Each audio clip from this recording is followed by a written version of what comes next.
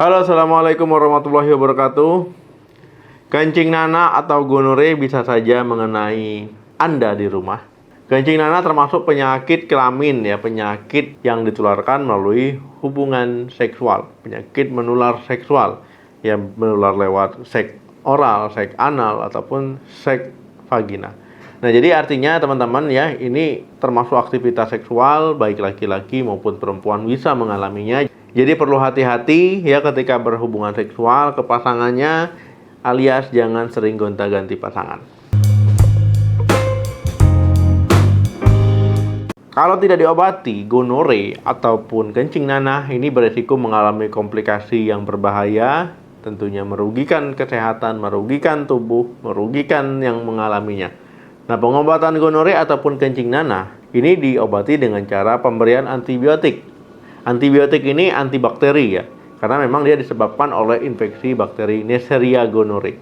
Tujuan diberikan antibiotik ya supaya menghambat perkembangan ataupun pertumbuhan dari bakteri ya, kemudian menyembuhkan infeksi bakterinya supaya tidak mengalami masalah kesehatan ya. Intinya membunuh bakteri lah, intinya bakterinya dihilangkan. Antibiotik ini ya diberikan melalui suntikan, bisa oral artinya diminum ya. Nah, antibiotik diberikan jika seseorang dengan hasil tes gonore positif, baik dengan gejala kencing nanah ataupun yang tidak bergejala. Kemudian juga seseorang yang berhubungan seksual dengan orang yang menderita gonore, ya ini juga diberikan. Bayi baru lahir yang ibunya terinfeksi ini juga harus diobati. Kalau saya pakai kondom gimana dok? Pasangan saya positif gonore, tetap harus minum obat ya, minum obat ataupun diobati supaya mencegah infeksi gonore, ataupun bisa saja positif gonore tanpa gejala. Meski menggunakan kondom belum tentu 100% aman selama berhubungan dengan orang yang dinyatakan positif gonore. Makanya teman-teman ya, berhubungan seksual yaitu harus dengan pasangan sahnya, suaminya ke istrinya, istrinya ke suaminya. Jangan coba-coba bekerja seks komersial misalkan, atau misalkan sudah lama nggak ketemu ya dengan mantan, tiba-tiba berhubungan. Kita kan nggak tahu riwayat kesehatan seksualnya. Nah, jadi memang harus hati-hati. Karena kadang teman-teman ya, orang yang mengalami gonore itu tidak menimbulkan gejala ataupun tidak muncul gejala seperti orang sehat pada umumnya ya, nggak demam dia, nggak ada keluhan dia bisa. Tetapi kalau dia terdiagnosa gonore harus diobati. Nah, jadi teman-teman, untuk obatnya ada beberapa macam antibiotik yang umum digunakan untuk mengobati kencing nanah ataupun gonore. Yang pertama, cefixime. Nah, untuk cefixime baik yang generik bermerek ataupun generik berlogo ya bebas saja. Nah, ini cefixime bekerja dengan cara menghambat perkembangan bakteri penyebab gonore ya, bakteri Neisseria gonorrhoeae. Nah, jadi teman-teman, cefixime boleh diberikan kalau seandainya penderita gonorenya itu nggak alergi terhadap obat ini. Nah, biasanya diberikan 12 jam sekali atau setiap 24 jam. Nah, ini tergantung kasusnya. Tetapi biasanya cefixime dikombinasikan dengan antibiotik azithromycin. Yang kedua, azithromycin. Antibiotik ini digunakan untuk mengobati gonore ya dengan cara menghambat pertumbuhan bakterinya. Nah, kok bisa? Karena memang azithromycin dia memecah DNA bakteri sehingga perkembangannya itu akan terhambat. Nah, untuk mengatasi kencing nanah, azithromycin biasanya dikombinasikan ataupun dikonsumsi ya dengan obat lain ya, misalkan ceftriaxone injeksi, suntik ataupun cefixime oral. Nah, kemudian yang ketiga, ceftriaxone. Nah, obat kencing nanah ini yaitu untuk menghambat pembentukan dinding bakteri sehingga bakterinya nggak bisa hidup.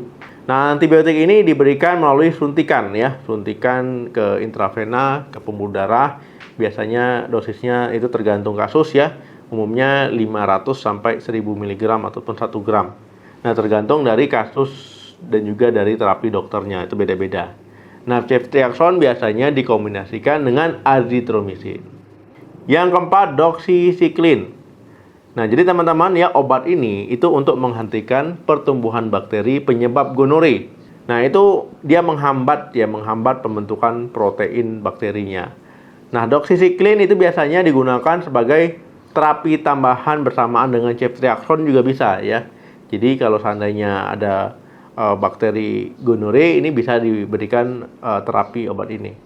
Nah, itu biasanya teman-teman ya obat ini diberikan dosisnya itu 100 mg, biasanya bisa diberikan 10 sampai 14 hari. Yang kelima, eritromisin. Nah, bayi yang baru lahir kalau seandainya ibunya positif gonore, itu tetap ya harus diobati. Biasanya diberikan salep antibiotik ya untuk matanya, salep mata antibiotik eritromisin itu. Nah, ini supaya bakteri penyebab gonore yaitu tidak menginfeksi mata bayi.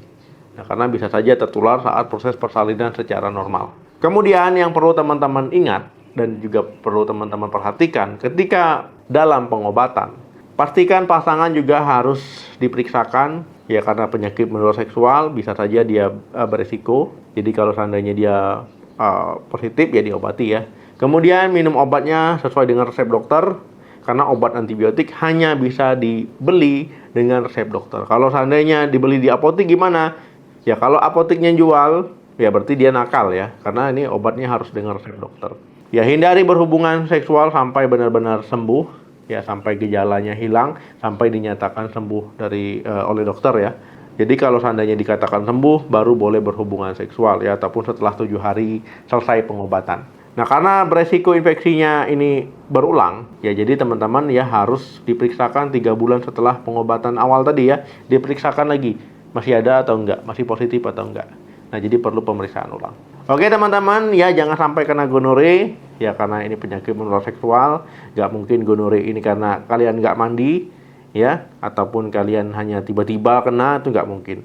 Terima kasih yang sudah menonton sampai habis. Jangan lupa di like, di share, di subscribe channel ini. Mau bahas apa lagi di video selanjutnya? Komen saja, tulis di kolom komentar. Sampai ketemu lagi, salam sehat, sampai jumpa.